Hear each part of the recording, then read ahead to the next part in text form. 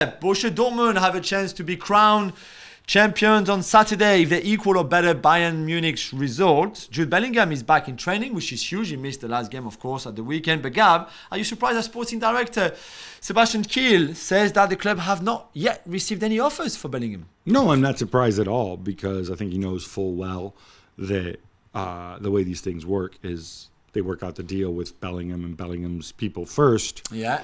And then Bellingham says, I want to leave. And, it makes no sense to go and try to negotiate with Borussia Dortmund first. Now, back in the day, formerly, it was like, oh, you're tampering with a player, or, you need to ask the club for permission to speak to the players. In the real world, that's not how it works. So I'm not surprised.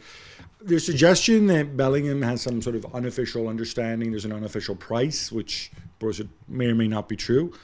I think Dortmund also know that, you have to have some understanding, and they already have a number in mind. I think the buying clubs have a number in mind as well.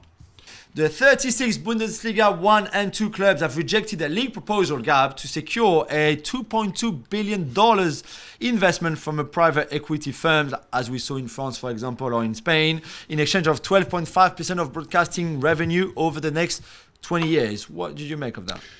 So they needed a two-thirds majority of 36 clubs. 20 actually voted in favor. 11 voted no. 5 of them abstained. Why you would abstain on this, I have no idea. I think this goes to show that the Bundesliga has its own model, its own way of doing things, and they don't want to go corporate. Well, some do.